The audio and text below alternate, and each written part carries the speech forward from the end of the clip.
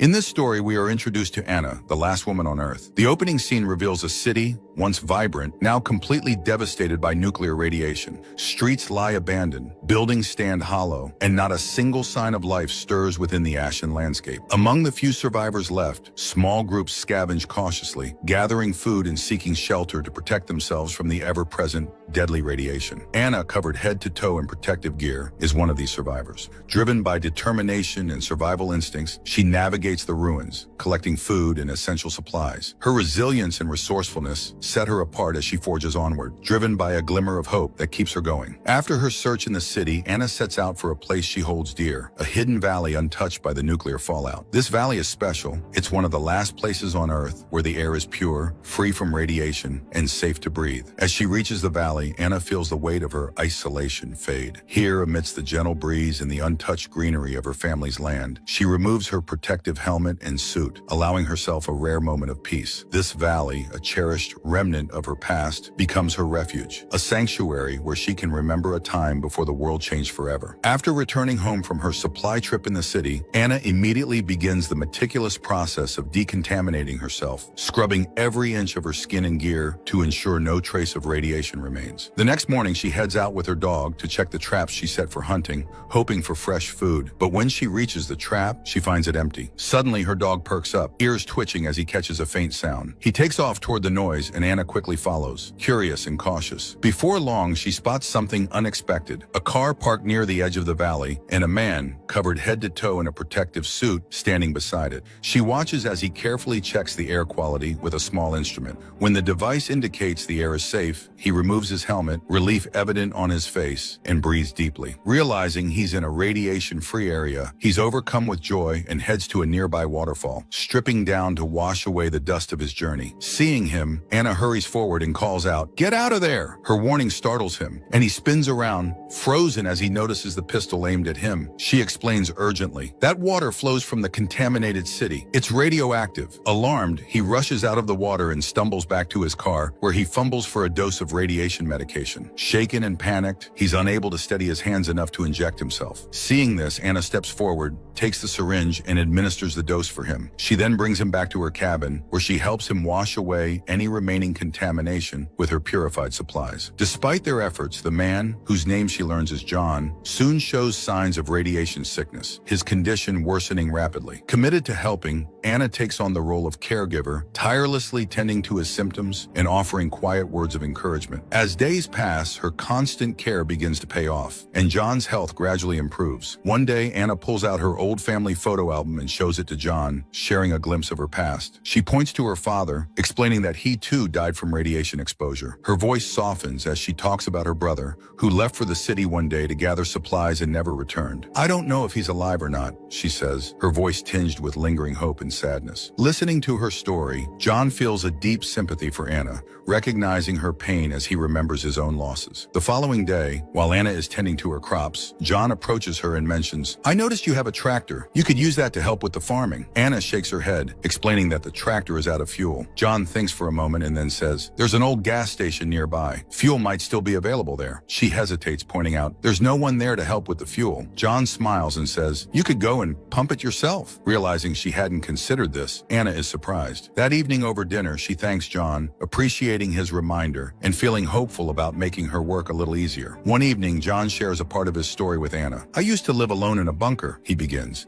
"Days would pass without a single thought or idea. One day I decided I couldn't stay confined any longer. I built a special car, designed a protective suit, and set out to search for places free of radiation. That's how I found my way here." He tells her that he was once an engineer, and as they share more, a warm friendship begins to form between them. One day, Anna's generator malfunctions, and John, eager to help, offers to take a look. Despite his best efforts, he can't repair it. Thinking creatively, he suggests a new idea as they walk near the waterfall. "We could build a large water wheel here," he says. "The flow of the waterfall would turn it, generating power. Anna is intrigued, but they would need a lot of wood to make it work. John mentions the nearby church, built entirely of wood. If we dismantle it, he says, we'll have enough material. Anna, however, shakes her head firmly. My father was the preacher here, she explains, emotion evident in her voice. This church is all I have left of him. My faith has been my support through everything. Respecting her feelings, John lets the idea go. All right, he says, I'll try again with the generator. Later, John heads to an old supermarket and finds a few bottles of liquor. That night, as they sit together sharing a drink, Anna becomes noticeably intoxicated. In her inebriated state, she turns to John and says, I want to marry you. John, taken aback, gently responds, this isn't the right time. We have responsibilities, a lot of work to do if we want to survive. He explains that becoming too close might interfere with their shared mission of survival. After a pause, Anna nods in agreement, understanding his perspective. The next day, Anna's dog suddenly bolts off in one direction, catching her attention. She follows him and finds him stopped near a man who looks exhausted and parched. Introducing himself as Caleb, the man weakly asks for water. Anna, concerned, leads him back to her home to help him. As they approach, John catches sight of Caleb and immediately raises his gun, suspicious of the stranger. Anna quickly steps in, saying, he's not here to harm us. He just needs water. Reluctantly, John lowers his weapon, and they offer Caleb some water. Grateful, Caleb explains his story. I was hiding in a nearby cave with some friends, but the radiation reached us there too. They didn't make it, but I managed to escape and found myself here. He pauses, looking between them. Would it be all right if I stayed here for a few days? John, cautious, agrees, but insists Caleb stay outside the house. Anna, however, allows Caleb to stay inside, sensing his genuine desperation. As they all sit down to eat later, Caleb turns to John and asks, how did you end up here? John replies, I was searching for a place without radiation. Along the way, I saw a boy trying to steal my food. When I got closer, I saw he was barely holding on. I left him there and made my way here. Anna shows Caleb to a room where he can rest, but John isn't happy about it. Later, he pulls her aside and says, there's no need to get too close to him. You don't know who he really is or why he's here. Surprised by John's suspicion, Anna responds, are you doubting me? You never even told me about that boy you mentioned before, the one affected by radiation that you met when you first arrived. John looks down, hesitating. Maybe it's because the truth is hard to hear, he says softly. Anna, feeling frustrated, replies, I've lost so much. My father died from radiation. My brother disappeared. I've been through a lot and have become strong enough to face anything. Finally, John takes a deep breath and says, the boy I told you about, the one who tried to steal my food, he was very sick, so desperate that he begged me to end his suffering. I had no choice but to help him find peace. He pauses, looking at Anna with sadness in his eyes. That boy was your brother. I didn't know at first, but I realized after seeing his photo. Anna feels a wave of grief and shock, her heart heavy with the news. John, filled with regret, apologizes deeply. Understanding the situation now, Anna forgives him, though the sorrow lingers. The next day, hoping to keep their minds occupied, John and Caleb set out on a hunt together. After a long search, they manage to bring down an ostrich, and they return to the house with their catch, grateful for the food they'll share in the days to come. That evening, as they sit down for dinner, John brings up the idea of building a water wheel to restore electricity. We need to set up a wheel by the waterfall. It's the only way to bring back power, he says, hoping to convince everyone. Anna responds, you can go ahead with the plan if you think it will work. However, Caleb, reluctant to dismantle the church, objects. That church is our only place for prayer, he argues. We should try to find another way to get the wood. Despite his reluctance, they all know there aren't any other nearby sources of wood, and reluctantly, they agree to begin dismantling the church the next day. As they work, Anna and Caleb find themselves growing closer, enjoying each other's company and sharing laughter as they labor side by side.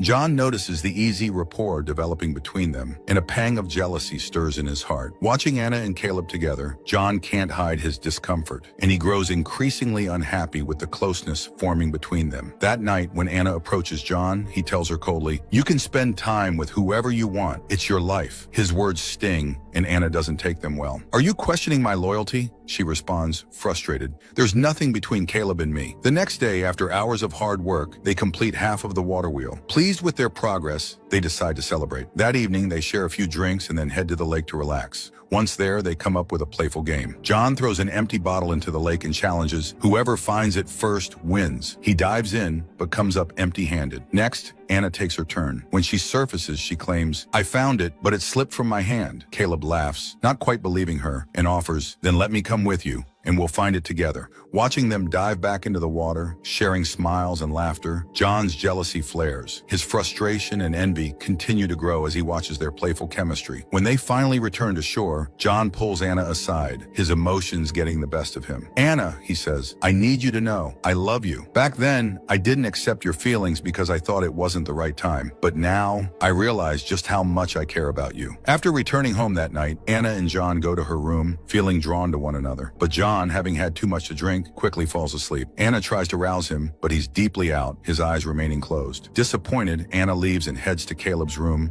where the chemistry between them sparks, and the two share an intimate connection that night. The next morning at breakfast, as Anna sits down, Caleb enters and touches her shoulder in a way that catches John's attention. Suspicious, John notices a subtle shift in their behavior. Something feels different, though he chooses not to say anything for the moment. Later that day, as they wrap up the final steps in building the water wheel, John and Caleb walk back together. John says, "Thanks for being here. Since you arrived, Anna and I have found our way back to each other." But Caleb sees through him, sensing the unspoken tension. He replies, "You're not very good at hiding the truth, John. You'd rather I never came here at all." John, caught off guard, remains silent and walks away, leaving Caleb behind, aware of the unspoken rivalry between them. With the wheel fully built, they secure it beneath the waterfall. However, the final adjustments still need to be made, so Caleb volunteers to go down to finish the work. Because the waterfall is radioactive, he suits up in a heavy protective outfit, prepared for the difficult task. After he completes the adjustments, Caleb starts to climb back up using a rope. Partway up, his foot slips, causing him to dangle precariously. John grabs hold of the rope, determined to pull him to safety. As Caleb hangs there, he glances up at John and is met with an intense stare. In John's eyes, Caleb senses a mix of anger and resentment. For a tense moment, they lock eyes, Caleb seeing what he believes to be hostility beneath John's calm exterior. Eventually, John hauls him up, but the unease lingers between them. Back at the house, Anna approaches John, apologizing softly. She admits that she made a mistake the previous night,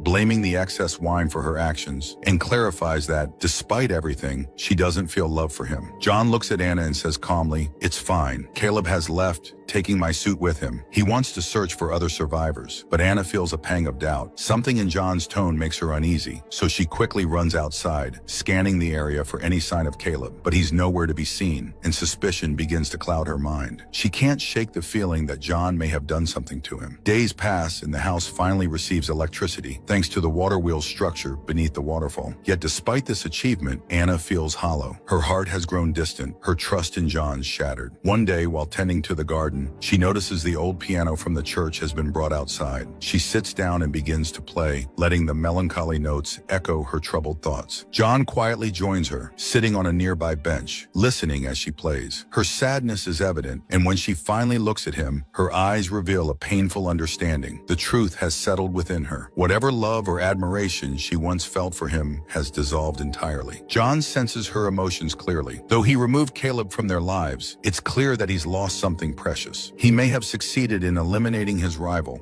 but he's painfully aware that he's lost Anna's love in the process. As he sits there, defeated, he realizes that true love belongs to those with kindness in their hearts. And by letting jealousy consume him, he has driven Anna away. And so, the story concludes with John sitting alone, his victory empty, as he realizes that love cannot be forced or won through control. We hope you enjoyed this tale of love, loss, and the cost of envy.